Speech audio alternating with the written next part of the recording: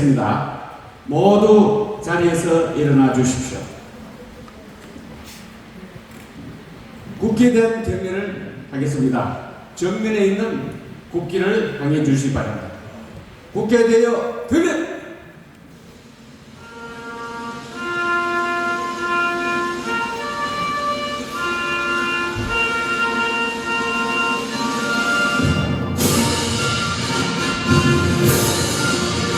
나는 자랑스러운 태극기야.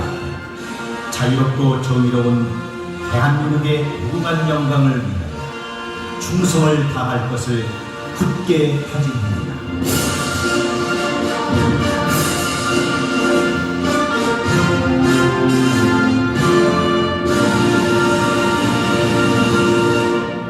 바로 이어서 애국가 제창이 있겠습니다. 애국가는 1절에서 4절까지를 1절에 담아서 힘차게 불러주시기 바랍니다.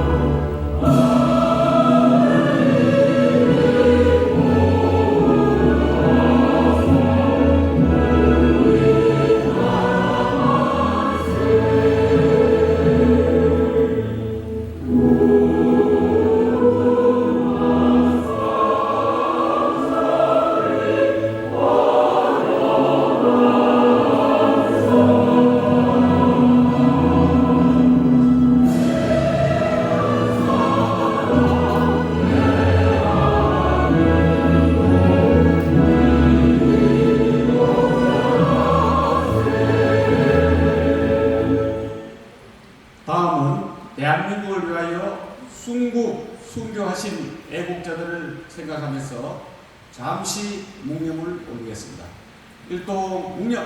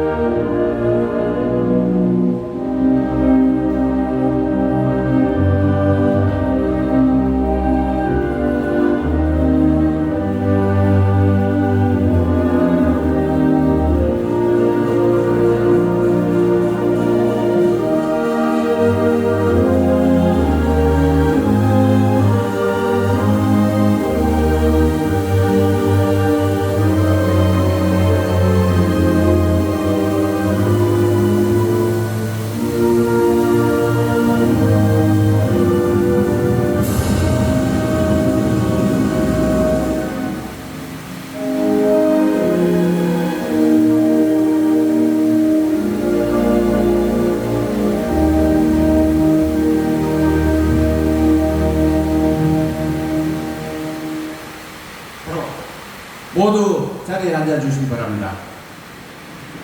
나라가 백척간도에 섰을 때 정말 이 나라가 어디로 가요 방향을 잡지 못할 때 홀로 나와서 목숨을 걸고 광화문 애국체를 이끌어서 정권교체를 기록하신 국민혁명 의장님이신 정동 목사님 주기가 곳곳에서 자행되고 있습니다. 심지어는 김정은이까지도 제일 타켓으로 삼아서 이분이 없어지면은 바로 이 나라가 영광대로 갈 수 있는 토대를 만들 수 있는데 하는 그런 아쉬움을 가진 자들이 모두 나와서 이 위대한 정공 목사님을 죽이려고 하고 있습니다.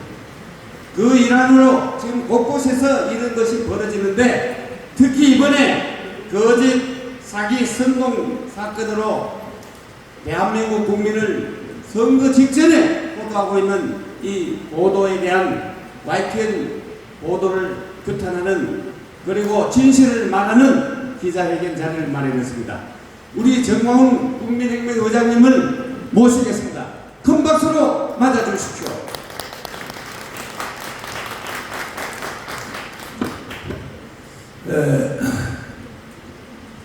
하늘에서는 지금 우박이 떨어지고 있습니다. 이러한 상태에서도 우리 언론사 여러분들이 많이 참석해 주시는 데 대하여 감사드립니다. 오늘 저는 기자회견을 통하여 두 가지를 언급하려고 합니다. 첫째는 이 거짓 선동 사기 언론, 여기에 대해서 제가 말씀드리고, 두 번째는 이것을 방지하는 대책에 대하여 제가 또 말씀을 드리고자 합니다. 존경하는 5,300만 국민 여러분, 그리고 30만 목회자, 25만 장로님, 세례를 받은 1,700만 세례교인 여러분, 군번을 가진 1,200만 우리 재향군민의 회원 여러분,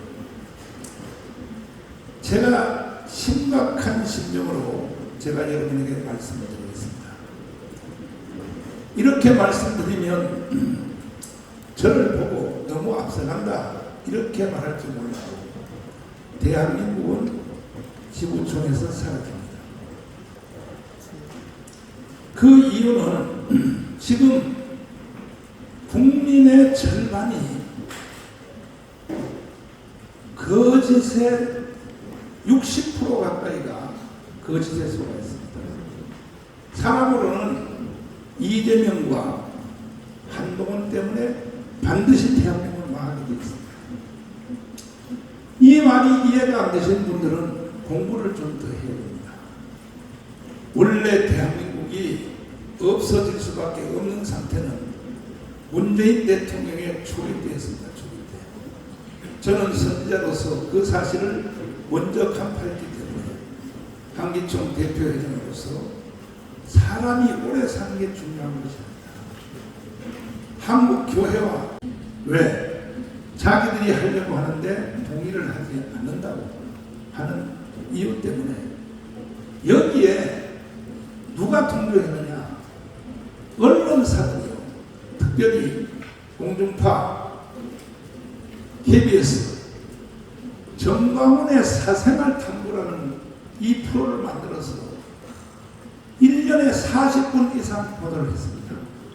일개 종교인을, 일개 목사를 나를 죽이려고 KBS에서 40분 이상씩 편집을 해서 저를 보도했습니다. 왜 그랬을까요? MBC 방송 보십시오. CBS 로컬 뉴스 보십시오. 그리고 내가 감옥에 있을 때 직접 텔레비에서 봤는데 SBS가 한 20분 동안을 보도하는데 정광훈 가짜 신학교를 만들어서 지금 기독교인들을 혼란시키고 있다. SBS 했어요? 안 했어? 내가 아는 청교도 신학이 가짜 신학교입니다. 한국에서 최고의 신학자들이 지금 장로의 신학대학 현직 교수님 김철원 교수, 종신대 최고의 역사학 교수 서혜원 박사님, 그리고 주경신학 중에서도 모세웅의 최고의 권위를 가지고 있는 변성복 교수, 그리고 내 친구 손원배 박사님, 기라성 같은 이런 분들이 유금주 교수, 한국의 최고입니다. 전부 다 이게 외국 가서 박사학위 받아온 사람입니다. 이런 분들이 주도하는 이 지금 청교도 신학을 사이비 신학이라고요? SBS 사과하십시오. 그리고 저보고 사이비 교단을 만들었다고 그랬어요. 저는 아직까지는 교단을 안 만들었습니다. 내가 선거 끝나고 정말로 한국교회 전체가 참여하는 교단을 만들어 볼까 생각 중입니다. 왜? 이 상태로는 한국교회가 역사적 사명을 감당할 수 없기 때문입니다. 아직까지는 안 만들었어요. 그런데 내가 감옥 갔을 때 3년 전에 이미 벌써 사이비 교단을 만들었다고 했어요. SBS. 책임지시라고요. 그러면 왜 3대 공중파, 특별히 또 종편, YTN, JTBC 이 사람들은 왜 나를 죽이려고 할까요? 이렇게. 이 역사의 배경을 잘 알아야 됩니다. 이것은 민노총이 가지고 있는 언론 노조 때문에 이렇게 되는 겁니다. 그러면 민노총이 가지고 있는 언론 노조는 북한의 영향력을 받는 것 다 알고 계시죠? 이번에 일어난 YTN의 거짓 사기, 선동 언론 사건도 이거는 나는 최후는 북한의 짓이라고 보는 겁니다. 그러면 구체적으로 YTN이 이번에 거짓 사기, 선동, 조작 사건을 보도한 것에 대해서 말씀드리겠습니다. 이것은 그 유동규 열사 인천 계양 을구에 사무실 오픈식을 하러 갔는데 저는 몸이 안 좋기 때문에 안 가려고 했어요. 근데 꼭 와서 축사를 해달라고. 갔습니다. 갔더니 우리 여기 대북권 조직의 총책임자 되는 김용대 목사님이 저한테 한 말이, 여기에 안수기도를 받은 사람이 있으니까 안수 한번 해주십시오. 김용대 목사님이 제안을 했어요. 그러니까 내가 어디 있냐니까 바로 옆에 있다는 거야. 그것도 안수 안 해주면 정말은 교만하다 뭐하다 이런 말을 하도 공개하기 때문에 몸도 불편한데도 불구하고 내가 안수기도를 했습니다. 했더니 안수 끝난 뒤에 그 영상이 지금 나오고 있어요. 내가 안수하는 영상 보십시오. 여기 나왔죠? 안수 끝났더니 봉투 하나를 노란 봉투입니다. 우리가 쓰는 흔한 봉투도 아니에요. 노란 봉투에 두께로 봐서는 내가 볼 때 현금으로 100만 원 아니면 100만 원 거의 맞을 겁니다. 200만 원도 안 돼요. 그것을 저한테 넘겨줬어요. 저는 뭐 거의 기계적으로 제가 헌금을 받거나 기도해주고 받으면 바로 나는 수행비서인 남순에게 넘깁니다. 봉투 열어보지도 않습니다. 금액이 얼마인지도 압니다. 거기 쓴 글씨도 안 봅니다. 이것이 제가 사역하는데 아예 굳어진 습관입니다. 남순이 좋습니다. 이것이 이제 그 공천 헌금을 받았다고 하는 그 정모인데 줬더니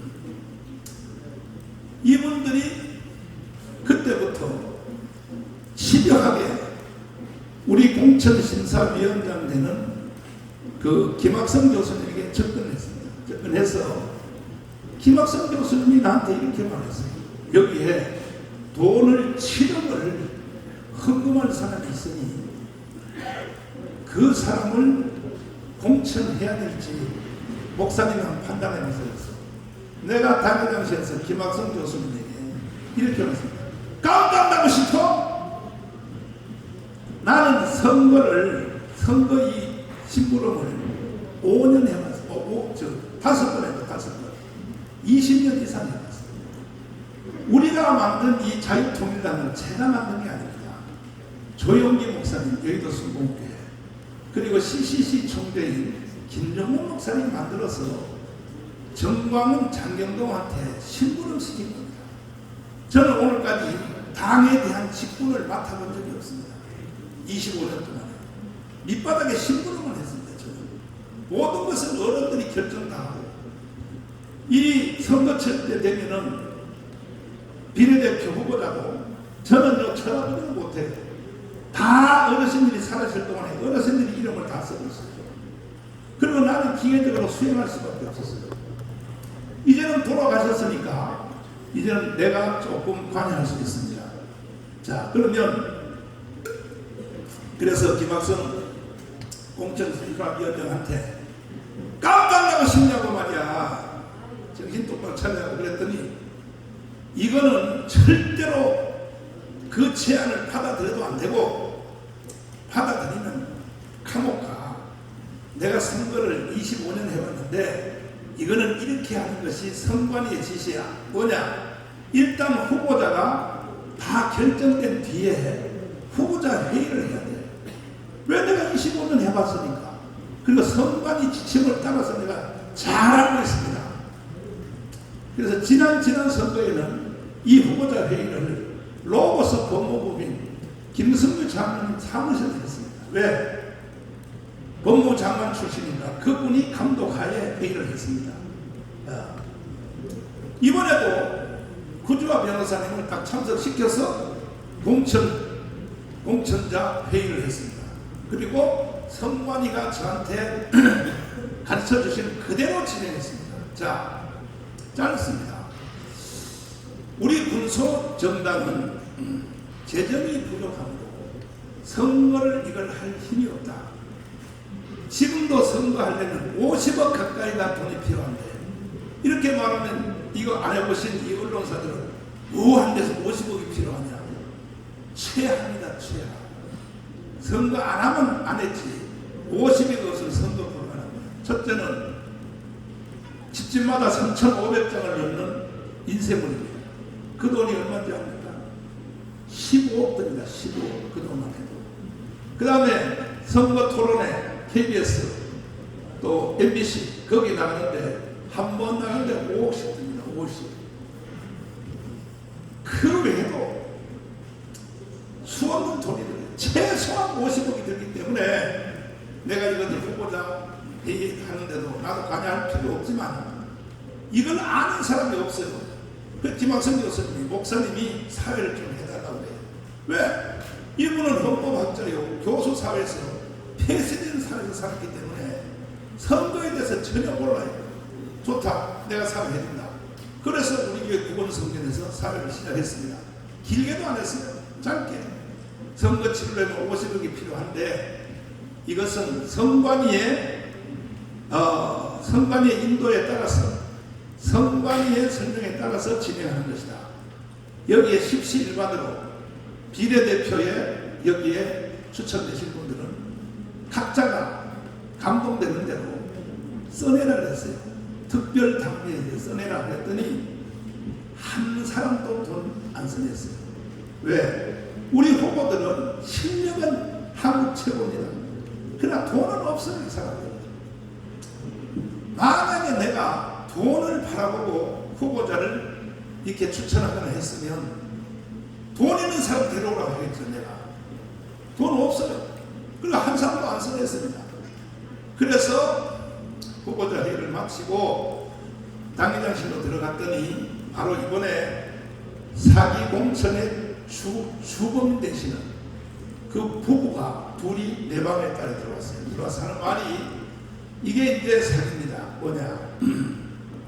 저도 20년 해본 경험이 없었으면 딱 걸려들 뻔했습니다. 이 5억의 돈을 이제는 7억에서 5억으로 낮아졌어요. 5억의 돈을 목사님한테 직접 줄 테니까 자기를 공천해달라 이렇게 제안했습니다. 내가 여기서 넘어갈 것 같습니다. 절대 불가능해. 깜빵 가요. 돈 준 사람도 깜빵 가고 받은 나도 깜빵 가. 이거는 선거법에 안 되게 돼 있어. 어디라고 이런 소리를 하냐고. 한 가지 방법은 아까 내가 후보자 얘기할 때 특별당비를 써내라 그랬죠. 그 원리에 따라서 다음 통장 계좌번호로 딱 방법을 하는 거예요. 거기다가 특별당비를 거기다가 입금을 하십시오. 그러면 이것이 공천하는데 참고사항이 될 수 있습니다.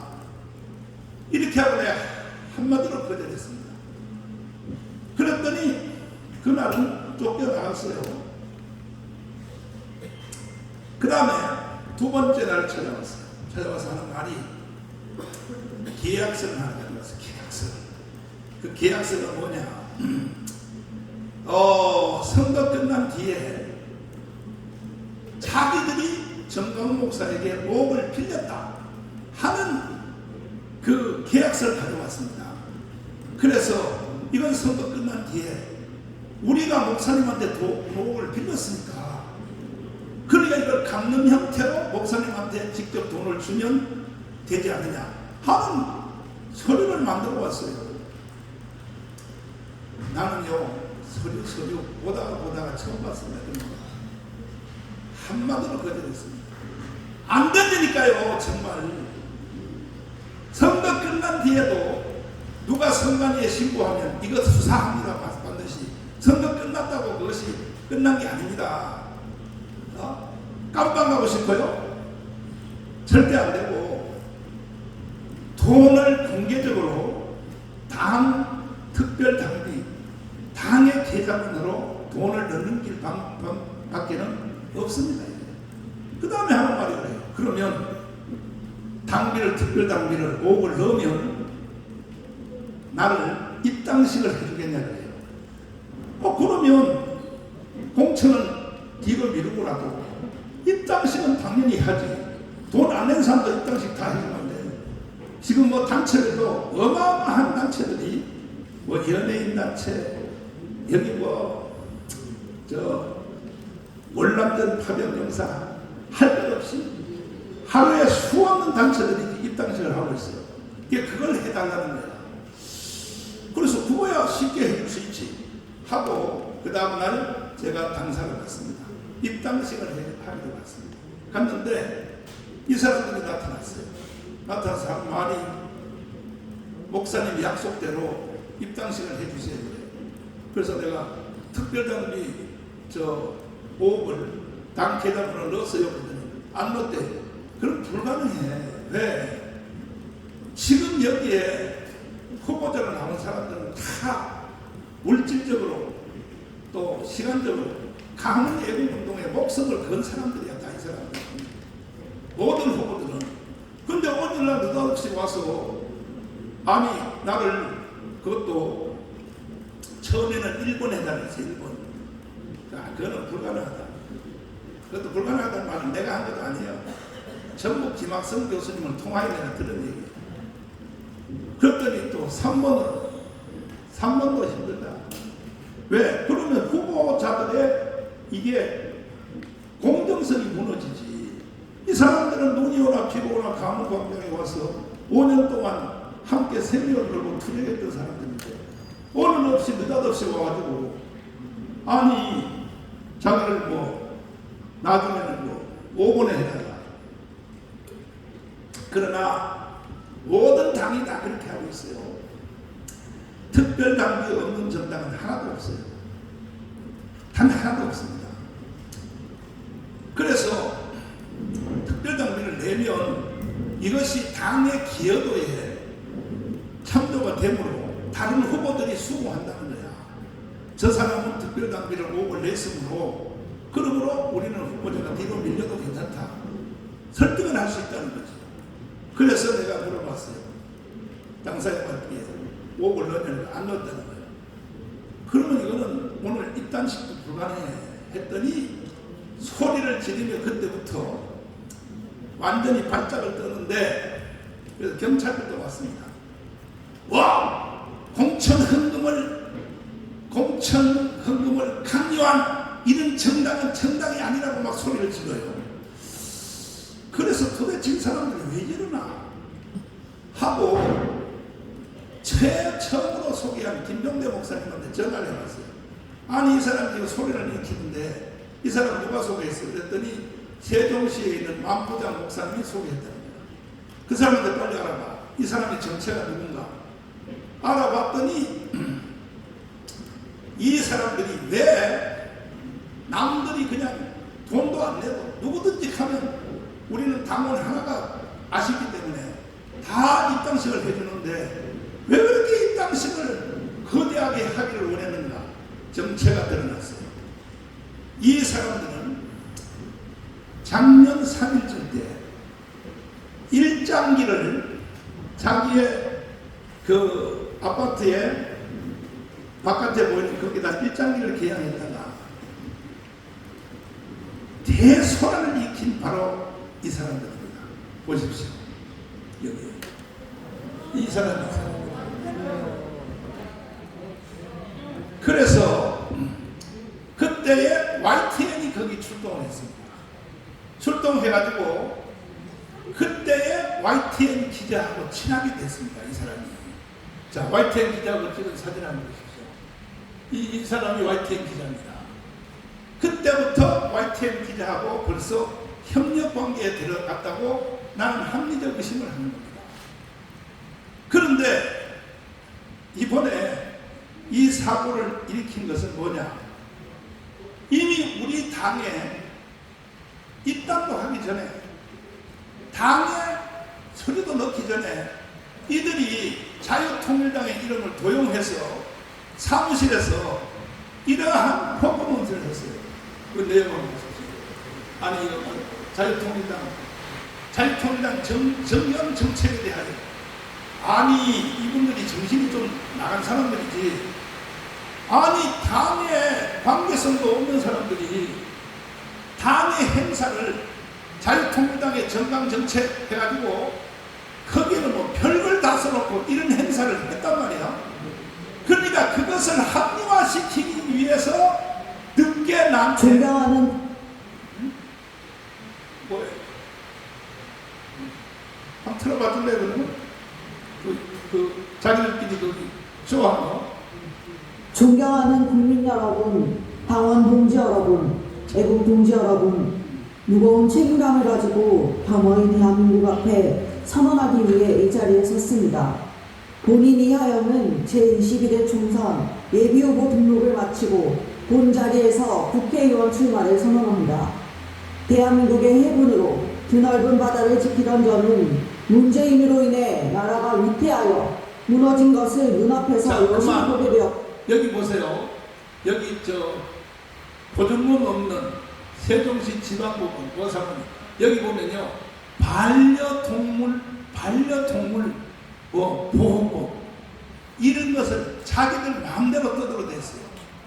이것이 우리 당과 공식적인 접촉도 있기 전에 이런 짓을 한 거예요. 이거는 당의 이름을 도용한 거죠. 아시다시피 지구당에 설지라도 중앙당의 통제 없는 행사는 불가능한 겁니다. 이런 짓을 해놨기 때문에 이것을 합리화시키려고 당의 입당식을 해달라고 저한테 매달렸다는 것을 이제 나중에 정체가 다 드러난 것입니다. 그래서 소란을 피우고 막 난리를 치니까 그때서 막 소란을 치니까 경찰을 불렀습니다. 경찰을 불러서 몸싸움하는 과정에서 우리 송삼대 교수님하고 몸싸움도 일어나고 했습니다. 그런데 즉각적으로 YTN이 왔어요. 이 YTN과 미리 공모했다는 나는 합리적 의심을 하고 있습니다. 와서 그들하고 기자회견을 했어요. 하는 내용이 뭐냐? 첫째, 계양에서 자기가 정강호한테 안수기도를 받으려고 1억의 수표를 줬다. 1억짜리 수표를 줬다 그랬습니다. 잘 들어보세요. 그래서 내가 남선이한테 물어봤습니다. 왜? 나는 헌금을 안 보니까. 너 정말 그 봉투 받은 게 1억이냐? 남선이가 깜짝 놀라는 거예요. 그 얼마 받았냐? 글쎄 100만 원짜리로 한 100만 원 정도 두께가 노란 봉투입니다. 이거는 다 본 사람입니다. 김종대 주위에 있는 모든 사람들이 다 본 것입니다. 그 정도의 금액이지 않겠냐? 그러면 남성인은요, 돈을 받으면 전부 다 기록을 해요. 헌금한 사람은. 제일 기준을 500만 원 이상 받은 헌금은 핸드폰 번호, 그 사람의 이름, 이걸 다 쓰라 그래요. 봉투에 다 쓰라 그래서 이게 받아요. 근데 남순이가 와서 기록을 보니까 없는 거야. 이거는요, 남순이의 메모에도 없는 걸 보면, 그러면 남순이가 받으면 이건 교회 지정부로 또 넘겨요. 그래서 지정부장 우리한테 물어봤어요. 1억짜리 수표를 지정부에서 본 적 있냐? 없잖아요. 그랬더니 이걸 우리가 강력하게 반박을 했더니 이제 말을 비틀었어요. 1억짜리 수표가 아니고 10만 원짜리 수표로 1억을 줬다. 그래서 내가 그랬어요. 그러면 10만 원짜리 수표를 어느 은행에서 찾았냐? 이것을 내가 한번 물어봤어요. 물어봤더니 하는 말이 ATM기 기계에서 세 군데서 나눠서 출력을 했다는 거예요. 그 나는 뭐 ATM기가 뭔지 나 잘 모르니까. 그걸 내가 물어봤더니 ATM기 기는 하루에 600만 원밖에 못 찾는다는 거예요. 그럼 세 군데서 나눠서 뽑았다. 그래도 3, 6, 18, 1,800만 원밖에 안 되는 거예요. 또 거짓말을 해서. 그래서 이걸 가지고 강력하게 우리가 반론을 폈더니 지금 와서는 또 뭐라 그러냐. 수표로 준 게 아니고 현찰로 줬다 그랬어요. 현찰로. 그러면 현찰로 줬을 때도 은행에서 찾을 돈이 있지 않느냐. 그 은행을 근거를 대라. 그 다음에 현찰로 준 1억이라면 그 두께가 가방으로 한 가방인데 한 가방. 그랬더니 어제 또 최종적으로 말을 어떻게 바꿨냐. 사실은 1억을 준 게 아니라 1,000만 원 현찰로 줬다. 자 보세요. 1,000만 원 현찰로 또 바꿨어요. 말을 4번을 바꿨습니다. 그래서 내가 지금 500만짜리 1,000만 원을 내가 지금 이걸 가지고 왔습니다. 이게 바로 1,000만 원 두께입니다. 5만짜리 이 현찰에 이게 두께가 있습니다. 그런데 그가 안수기도 할 때 나한테 넘겨준 그 봉투는 이 정도의 절반도 안 됩니다. 노란 봉투, 일반 봉투도 아니에요. 노란 봉투는. 자, 그래서 지금은 1,000만 원짜리 현찰도 줬다고 이렇게 지금 말을 바꿨으면 이걸 YTN에다가 자기들이 그대로 다시 재설명을 했어요. 그럼 YTN이 처음에 이 사람의 진술대로 보도한 내용 그대로 이 사람이 자기가 오해했다, 자기가 틀렸다 하는 것에 대하여 YTN이 보도를 해야 돼요, 안 해야 돼요? 이걸 보도해달라고 우리 쪽에서도 신청을 했어요. 못 해준다는 거야. 이 YTN은요 반드시 문 닫게 해야 돼요.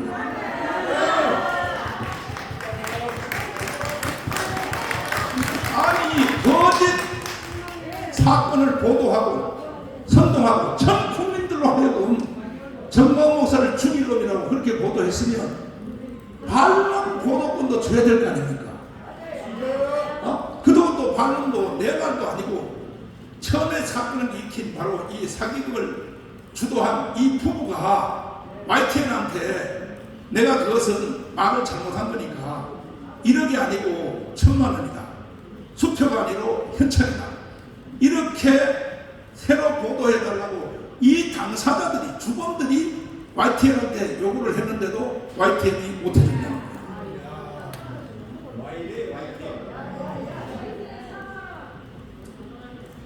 이것이 언론입니까? 이미 YTN은 이거는 범죄 집단의 언론입니다. 이 사건이 일어나기 전에도 지나간 1년 동안에 10년 동안에 우리 교회 사태를 완전히 사기로 보도를 했습니다. 특별히 JTBC 정광훈 목사가 주민들을 협박하여 500억을 뺏었다. JTBC 왔나 여기? 안 왔겠지. 아니 모든 언론이 실수도 할 수 있어요. 거짓 보도도 할 수 있으나 같은 시간에 같은 내용으로 같은 반론의 시간의 길이를 상대방한테도 줘야 되는 거 아닙니까? 그래야 여러분들의 실수를 줄일 수 있잖아요. 정광훈 목사 하나에 대해서는요 일방적으로 보도했거든요. 심지어 신창훈 같은 살인자의 그 말도 수갑 차고 들어갈 때 반론의 기회를 줘요. 왜 이런 일을 했습니까? 그 바로 살인자한테 돼요. 그러면 사회가 불공평해서 나는 정의감을 했습니다. 말도 안 되는 말을 해도 언론에 그대로 보도해요. 왜? 대법원의 재판이 이루어지기까지는 무죄 추정의 원칙입니다. 그러니까 살인자도 반론의 기회를 주는 거예요. 그런데 정광훈 목사 내가 대한민국 공간에 70인생을 살면서 애국운동 40년 50년 하면서 내가 대한민국에 그렇게 나쁜 짓을 했습니까? 모든 언론사들 잘 들어보세요. 제가 강원운동 안 했으면요, 공부 좀 하세요. 대한민국은 북한의 연방제로 넘어갔습니다. 북한의 연방제로 넘어간 상태에서 언론이 존재합니까? 5,300만 국민 여러분, 여러분들은 첫째로 하나님께 감사하고 두 번째는 정광훈 목사한테 감사해요. 정광훈 목사가 강원운동을 비가 오나 눈이 오나 5년 동안 주도 안 했으면 대한민국은 북한의 연방제로 이미 넘어갔어요. 특별히 100만 공무원 여러분, 청와대에서 근무하는 350명의 비서관 여러분, 당신들은 사실을 제대로 알아야 돼요. 정광훈 없는 대한민국은 없는 거예요.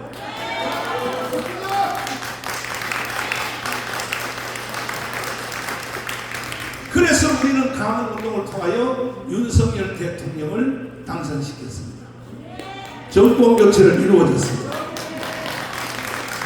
그래서 대한민국이 지금 존재돼 가고 유지돼 가고 있는 것입니다. 완전히 이긴 게 아닙니다. 5년 임기됐을 뿐입니다. 그러나 윤석열 대통령은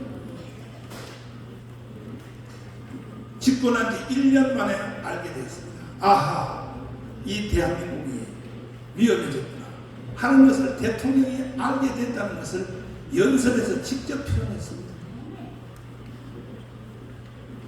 그러나 이렇게 하여 살려낸 대한민국이 또 이재명 때문에, 한동훈 때문에 결국은 대한민국은 없어지고 북한 연방제로 가기 직전까지 왔으니, 이런 상태에 있는 이 대한민국을 우리가 또 구경만 할 수 있습니까?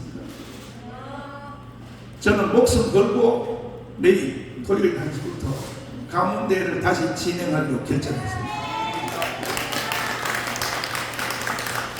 이거는 정치도 아니요, 이거는 뭐 사회운동도 아니요, 대한민국의 생존의 문제를 걸고 나는 이 사태를 막아낼 것입니다. 존경하는 5,300만 여러분, 국민 여러분, 30만 목회자 여러분, 그렇게도 내 말이 귀에 안 들립니까? 25만 장로님 여러분, 1200만 군번 가진 여러분, 100만 공무원 여러분, 다시 말씀드릴게요. 정광훈이 없으면 대한민국은 이미 끝난 거예요.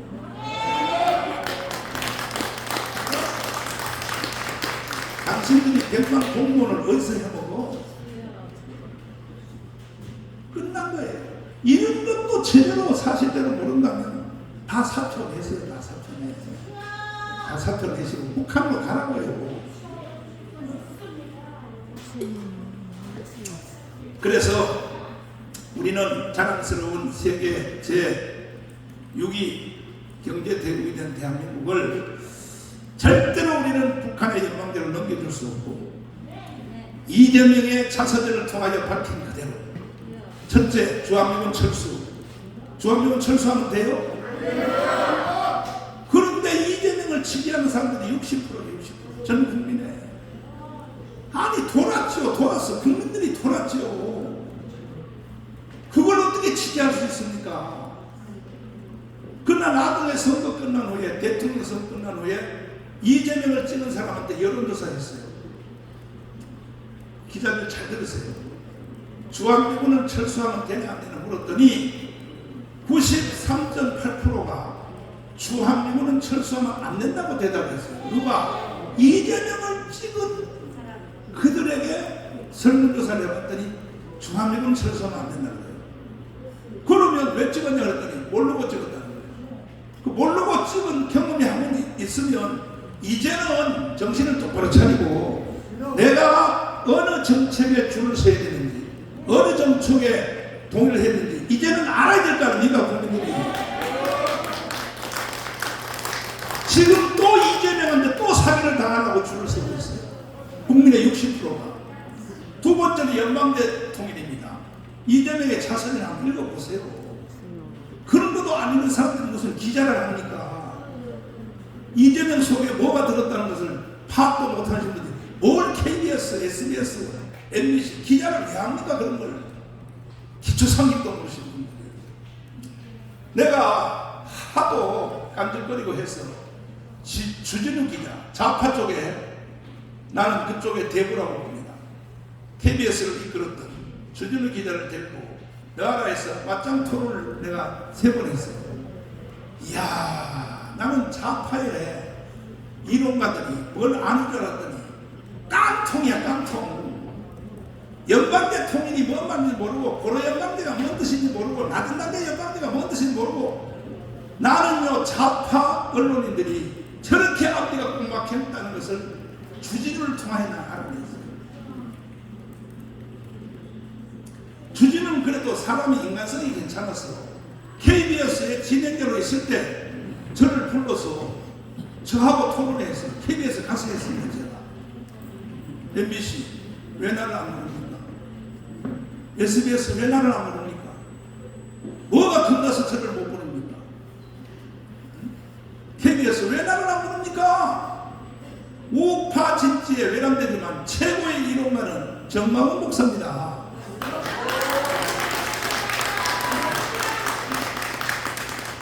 뭐가 겁나서 나를 안 부릅니까?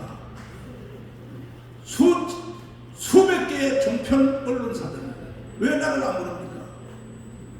그러고도 당신들이 뭐 A채널, 조선TV, 그 다음에 또 뭐 MBN, 당신들이 우파 언론사라고 할 수 있습니까?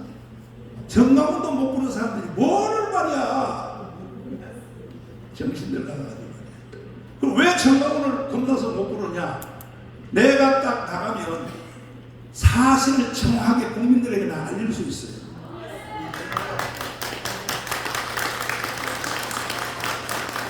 내 전문 방법이에요. 전문 방법. 연방대 통일이 뭐며, 낮은 단계가 뭐며, 고려 연방대가 뭔가. 저는 한국 근대사에 대해서 통달한 사람이다. 통달. 이승만과 박헌영의 싸움이 뭐일 것이며, 6.25 전쟁이 왜 일어났습니까? 모든 것에 대해서 나는 설명할 수 있어요. 그러니까 겁나서 나는 못 부르는 거예요. 겁나서. 그렇게 국민들을 길을 가리고 눈을 멀게 하도록 이렇게 계속 하기를 원하십니다. 그렇게 하려면 북한으로 가세요. 북한으로. 자, 그래서 저는 마지막 결론으로 오늘 선포합니다. 거짓 가짜 언론을 선동하는 언론사들에 대하여 감시단을 우리는 조직할 것을 선포합니다.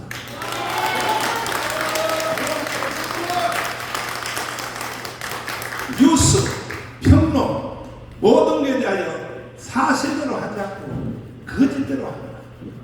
특별히 헌법을 거스리는 식으로 보도를 하거나, 대한민국 공동체는 헌법 안에 있는 겁니다.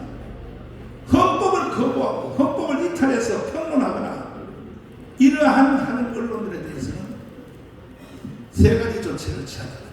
첫째, 법적 대응을 하려고 합니다. 모든 사건에 대하여 우리 변호사들이 준비 다 하고 있습니다. 반드시 사과방송하도록 법적 대응을 할 것이고 형민사상의 처벌을 할 것입니다. 두 번째로, 이 가짜 언론을 선포한 사람들은 광고주에 대하여 책임을 묻겠습니다. 이번에 YTN에 내 걸 보도하면서 왜 나를 언급하면 막 시청률이 높아가거든요. 그리고 뒤에 광고를 붙여요. 대기업 광고입니다. 이 가짜 언론사에다 광고를 하는 기업은 우리는 그 모든 것을, 물건을 사는 것을 불매운동을 진행합니다. 한번 붙어보자고요. MBC, JTBC, 나도 한번 붙어보자고. 이미 당신들은 붙어놨지. 왜 붙어놨는지 알아요? 가짜 언론을 계속 보도하니까 광고주들이 안 붙어서 당신들 붙어놨잖아. JTBC 붙어놨잖아요. 어떤 줄 알아요? 한두 번 속지 안 속아요. 가짜 사기 사건을 계속 보도하고 그 중에 주범이 정강훈 주기로 계속 하니까 결국은 거기다 누가 광고하겠습니까? 그래서 부도난 겁니다. 이제 내가 문을 닫게 해드릴 테니까 JTBC와 MBN에 대하여 사건별로 가짜 언론을 선동 보도하는 이 사건에 대해서는 거기에 앞뒤에 광고 붙이는 회사들은 불매운동을 나는 강력하게 추진하여 대한민국의 언론을 나는 바로 잡겠습니다. 대한민국에 살면서 대한민국을 거부하는 이런 언론을 왜 하냐는 말이에요.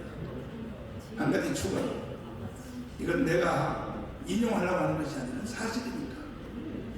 아니 윤석열 대통령을 선거해서 뽑았다면 그러면 대통령 임기 동안에는 대통령의 정책에 대하여 언론이 사실 그대로 보도해야 될 거 아닙니까? 이 윤석열 대통령이 얼마나 열린 사람이냐. 출퇴근 시간에 기자들하고 직접 대화하는 이 제도를 시작을 했어요. 근데 MBC 기자가 느닷없이 질문하기를 하도 또한 질문하니까 도저히 상대로 할 수가 없다. 왜? 질문 자체가 다 종북적인 질문을 하는 거야. 사실도 아닌 것들에 대하여 윤석열 대통령이 워싱턴에 갔을 때 뭐 이런 발언을 했다. 이런 식으로 대통령을 몰고 가니까 대한민국 언론들 중에 절반은 온타가야 되는 거야. 헌법이 명령하는 헌법 3조 거기에 대해서 우리나라 헌법은 자유민주주의 시장경제에 따른 평화통일을 명령하고 있습니다. 그럼 헌법대로 해야지. 왜 헌법을 거부하고 연방대통령을 왜 지지합니까? 그래서 윤석열 대통령에게도 제가 요청했습니다. 이번에 선거 이거 무효입니다. 그리고 지지율 떨어진 거 30% 떨어진 거 그거 실망하지 마세요. 대통령님. 왜? 대한민국 전체 국민들이 사기를 당하고 있어요. 그러니까 헌법 72조가 대통령한테 명령하는 이 명령대로 이번에 총선할 때에 투표를 한 번 더 하면 돼요. 헌법 72조 한번 띄워봐요. 뭐라고 해요? 없어요? 뒤에 있어요. 보세요. 이건 대통령에게 주어진 임무면서 책임이면서 대통령은 이렇게 해야 되는 거예요. 72조입니다. 대통령은 필요하다고 인정할 때는 외교, 국방, 통일, 기타 국가 안위에 대한 관한 중요한 정책을 국민 투표에 붙일 수 있다 없다요. 그러면 지금같이 국가 안위 그 다음에 이런 같은 지금 같은 위기가 어디 있습니까?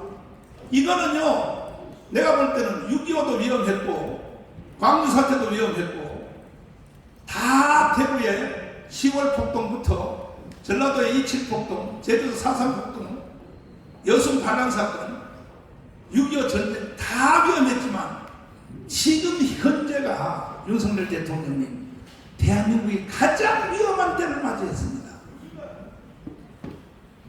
왜냐하면 대한민국을 해체하고 이 연방대로 북한을 넘기자 이게 이재명의 자서전에 딱 적혀있죠. 그러니까 세 가지를 놓고 이번 총선에서 돈도 안 들어요. 투표용지 하나만 더 받으면 돼요. 먼저 뭐냐? 주한미군 찬성을 철수를 찬성하느냐 반대하느냐 이거부터 기표를 하고 두 번째 연방대통령을 찬성하느냐 안 하느냐 거기에 대해서 또 표시를 하고 그 다음에 대기업 해체하면 돼야 안 돼요. 그런데 지금 이재명 그걸 주장하고 있단 말이에요. 그래서 선거철이니까 다 감춰놓고 윤석열 대통령은 남은 3년 다 하면 안 된다. 선거 끝난 즉시 윤석열은 스스로 스스로 탐해간다. 정신 나간 소리예요. 이런 것들을 한 방에 진압하는 것은 뭐냐? 윤석열 대통령이 결단이 내려야 됩니다. 두 번째는 한동훈 비대위원장입니다. 여기 대해서 강력하게 타격을 해야 되는데 어제부로 이제 타격을 좀 시작했더라고요. 뭐 이 개새끼 같은 그 한동훈 입에서는 안 나올 말이거든. 그게 원체 급하니까 이제 막 욕이 나와요. 그 욕은 원래 내가 전뱉은 거거든요. 한동훈 입에서 드디어 나왔어요. 몇 달 해보니까 이 인간이 아니거든. 그러니까 이 개새끼 같은 데라고 정치 못하겠다고 이제 나왔어요. 근데 한동훈 비대위원장 이제 내 심정을 아십니까? 요걸 하려면 진작 하셔야 돼요. 요걸 안 해도 이 정도는 해야 돼요. 이재명 당신 같은 사람하고는 선거 못해. 우리는 선거 보이콧할 거야. 그리고 당신의 정책부터 먼저 까발려 자선적 내용을 설명해 가면서 조합민국 철수, 연방제 통일, 그리고 대기업 해체, 이거부터 입장을 밝히라고 계속 한동훈이가 몰고 와야 될 텐데 한동훈은 정치 경험이 없는 사람이라서 그냥 우파들만 열광시키면 되는 줄 알고 그 사이에 국민들이 다 눈이 멀어가지고 이미 이재명한테 줄선 사람이 60%예요. 60%. 이거는 한동훈이가 책임을 져야 됩니다. 지금도 늦지 않았어요. 한동훈 대표님 내일 광화문 집회에 나오십시오. 아니 저쪽은 모든 인형으로 뭉쳐져 있어서 저쪽에서는 다 뭐 조국 무슨 누구야 모든 좌파단체 심지어 이석기 정당이 부활한 단체까지 공천을 다 그쪽으로 맞춰서 결국 결정적인 순간에 하나로 모이려고 하는데 왜 한동훈 비대위원장 왜 혼자만 하려고 하냐? 가문원에 나오십시오. 아직도 안 오셨어요. 와서 연설 한번 하고 내 손 붙잡고 같이 우리는 남은 선거를 우리는 가문과 같이 한다 선포하는 거죠. 이것만이 한동훈 비대위원장의 살 길인 유일한 살 길입니다. 그러나 지난 2주 전에 발언한 것처럼 우리 국민의힘 정당은 너무 우파 쪽으로 왔어. 우파 쪽으로 와요? 아직이요. 국민의힘 정당이 좌파요. 좌파. 중도도 못 갔어요. 중도도. 그래서 앞으로 저 좌파 정치인들하고 같이 협력을 해야 돼. 정신 나간 소리 하고 앉았어요. 당신은 국민의힘 정당의 대표가 될 수가 없어. 이것을 제대로 하려면 이승만 공부 새로 하고 한동훈 입에서 이승만 말 나오는 거 봤어요? 이거는 범죄입니다. 범죄. 박정희 말 나오는 거 봤어요? 이 두 말을 못하는 사람은 우파 정당의 수장이 될 수가 없어요. 다 용서해 줄 테니까 이제 시간이 없어. 무조건 내일 강원 오후 1시까지 한동훈 비대위원장님은 꼭 나오셔서 연설 한마디 하시고 내 손 붙잡고 사진 하나 찍으십시오. 이것만이 이길 수 있는 길입니다. 이것만이 윤석열 대통령을 선거할 때 나왔던 78%의 유권자들을 투표 현장으로 불러낼 수 있는 유일한 길입니다. 우파 사람들이 지금 선거 안 하겠다고 하는 사람이 50%야. 나가 망하는 거죠. 한동훈 책임져야 돼요.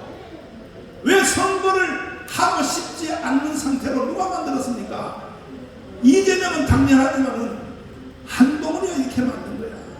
그것도 사실은 경북 대구가 우파의 핵심인데 거기서 15%가 받았어요. 거기서 15%.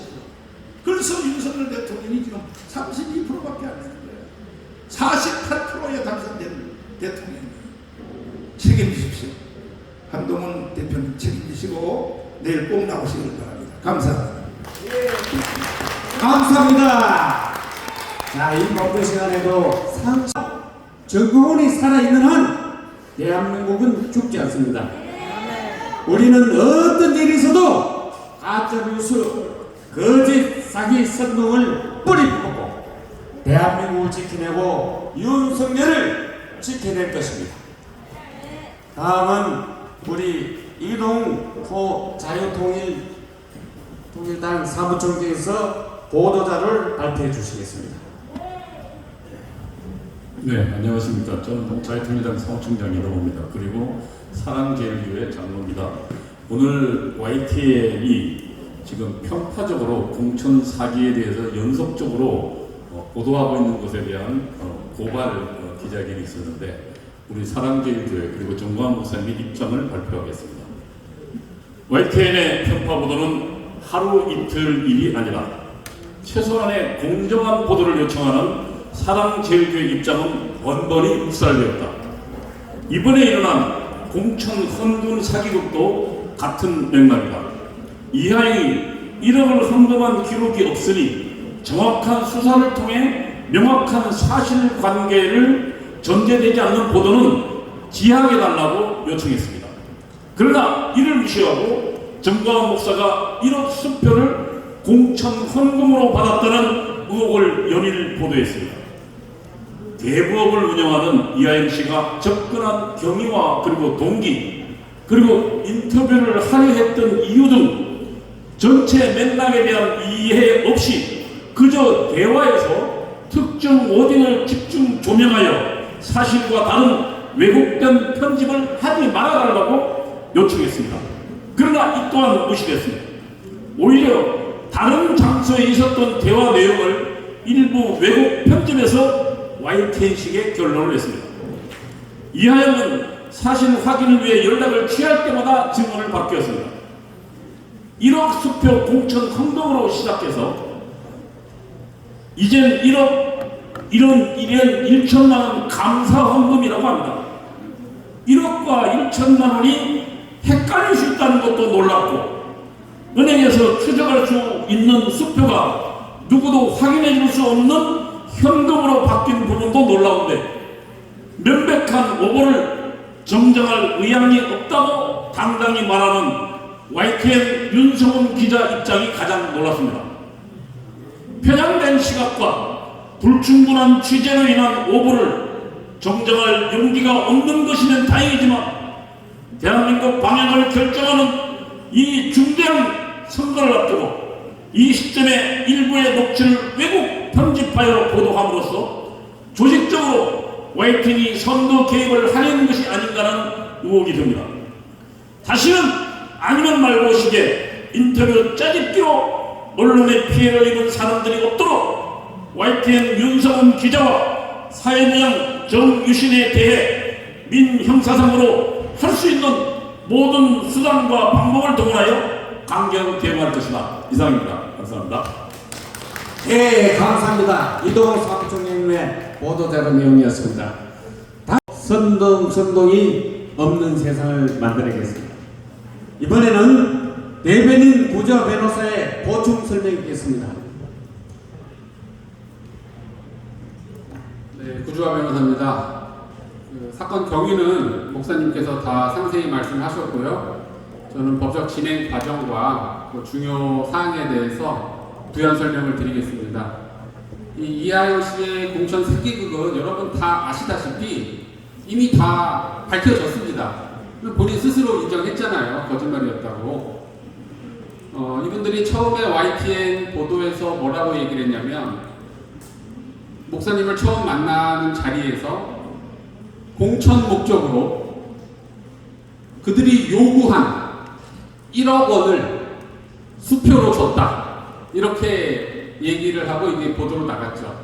그걸 보자마자 저는 이게 바로 고소가 된다. 이렇게 생각을 했고 하루 이틀 뒤에 바로 고소장을 접수했습니다.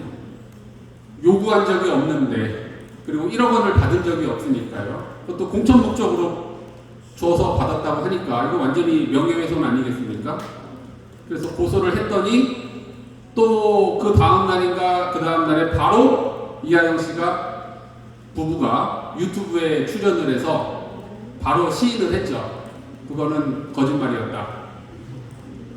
공천 목적으로 준 게 아니고 그냥 기도 목적으로 줬고 1억 원이 아니다.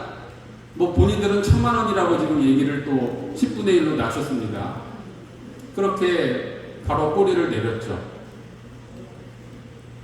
자, 누가 처음 보는 사람에게 1억 원을 주겠습니까? 여러분 그게 말이 됩니까? 말이 안 되죠. 그리고 이하연 씨는 그 유튜브 방송에서 이렇게 말을 했습니다. 나는 사실 안수기도를 받을 때도 정광훈 목사를 싫어했다. 안수기도를 받는 그때부터 나는 정광훈 목사를 안 좋아했다. 이렇게 얘기를 했어요. 그럼 여러분 생각해 보세요. 내가 싫어하는 사람한테 굳이 세종에서 인천까지 올라와서 그들 주장에 의하면 돈 1,000만 원까지 주면서 안수기도를 왜 받을까요? 그 목적이 뭘까요? 여러분 잘 생각해 보세요. 공작의 목적이죠. 처음부터 불순한 의도가 있었던 겁니다. 여기에는. 자, 그래서 오히려 그 방송을 보니까 이하연 씨 부부가 그 담당 YTN 기자에게 전화를 해서 따지더라고요. 왜 1억이라고 했냐고 본인들이 얘기를 해놓고서는 이런 황당한 일까지 벌어지고, 그러니까 이게 거짓 보도라는 게 명백해졌으니까 우리 당에서 YTN에 요청을 했습니다. 이거 당사자도 거짓말이라고 인정했으니까 정정 보도를 해달라. 그러니까는 명시적으로 거부했습니다. 안 하겠다. 왜 안 하냐? 자기는 들은 대로 썼다 이거예요. 들은 대로 썼으니까 우리는 잘못한 게 없다. 그래서 정정 보도를 못 하겠다. 이렇게 답이 왔습니다. 그래서 이제는 이하연 씨 부부랑 YTN 사이에서도 뭔가 분쟁이 생길 것 같아요. 느낌을 보니까. 그리고 이하연 씨 부부는 여러분 아까 말씀드렸겠지만 작년 3.1절에 일장기를 달아가지고 엄청난 논란이 됐던 그 사회적으로 큰 무리를 일으켰던 사람들이고요.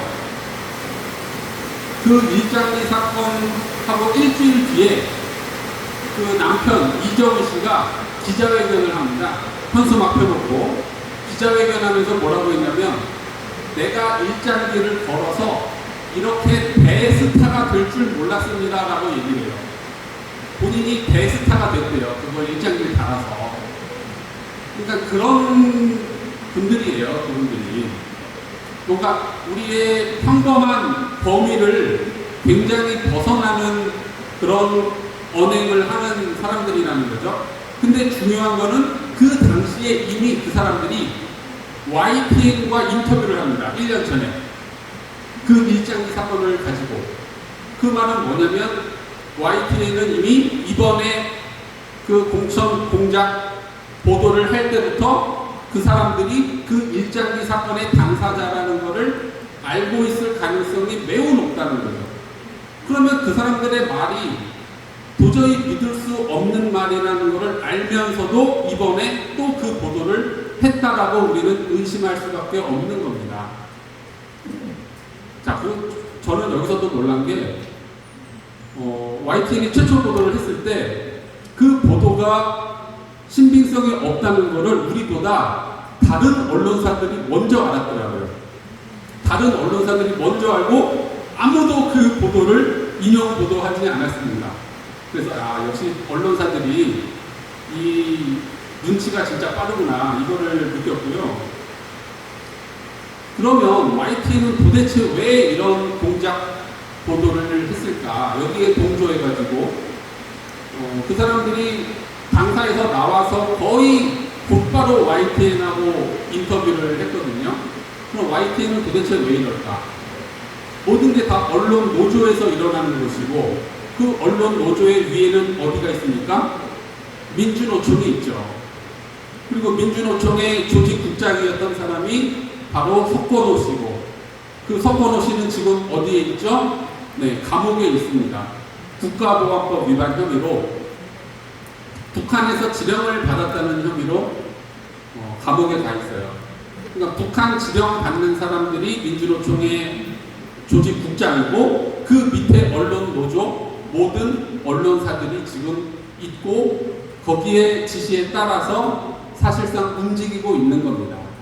그래서 이 사건이 우리는 굉장히 지금 심각한 상태로 보고 있는 것이고 지금 당 지지율이 뭐 거의 5% 가까이 지금 올라가고 뭐 이렇게 되니까 언론사들이 이렇게 공작을 부리는 게 아닌가 이렇게 생각을 하고요.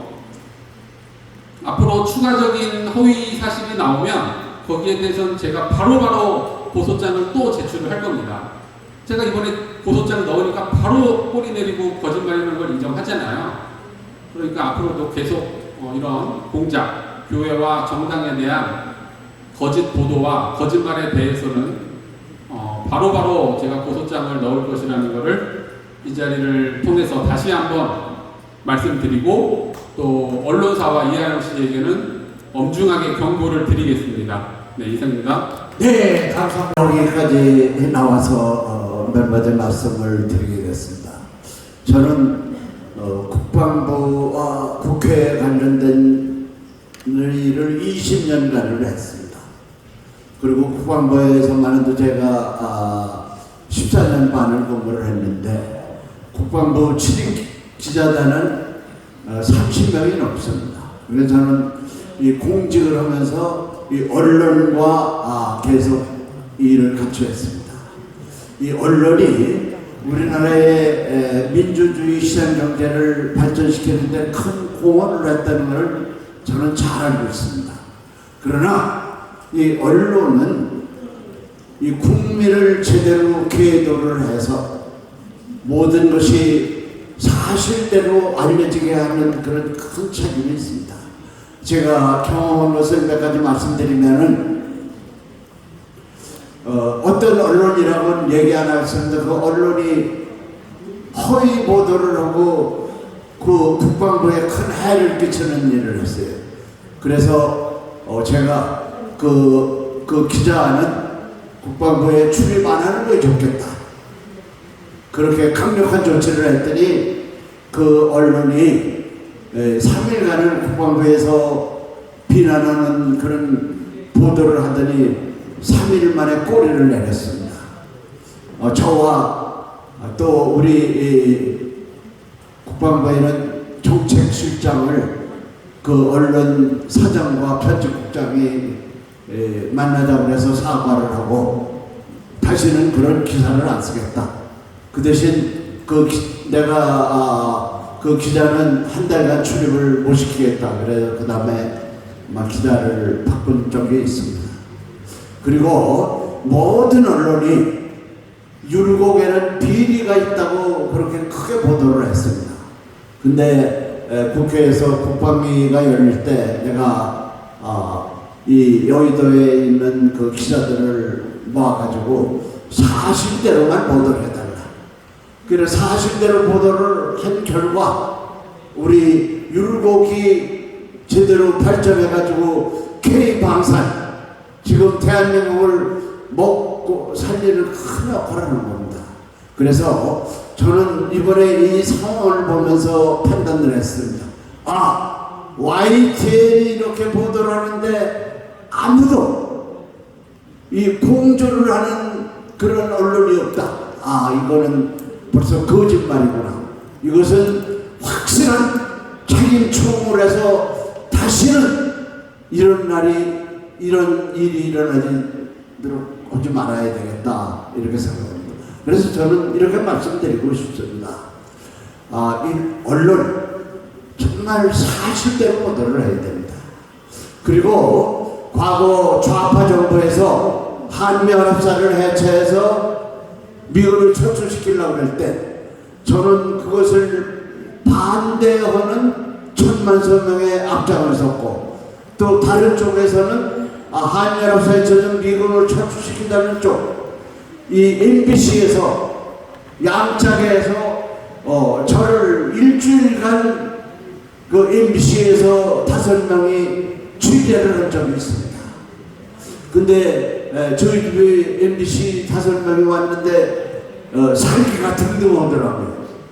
근데 일주일을 같이 취재를 하고 마지막에 제가 이 차 한잔 먹고 가라 그랬더니 뭐라 그러냐 하면은 아니 저는 이 MBC에서 이걸 취재해서 60분간 방송을 하려고 그랬는데 저 일주일 땡겨보니까 한미연합사를 해체하면 안 되겠다는 생각이 들었습니다.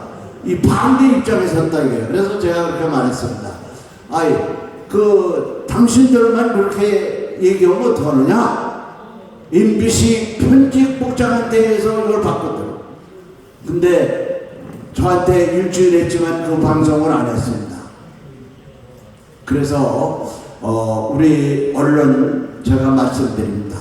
정말 우리나라가 현재 혼란에 빠진 것은 언론이 모든 것을 정확하게 보도를 안 하기 때문에 이런 좌파 그리고 이 문재인 이재명 그리고 이 좌파 이 정파들에 대한 것이 국민에게 제대로 알려지지 않기 때문에 이런 혼란이 오고 있다. 저는 그렇게 생각합니다.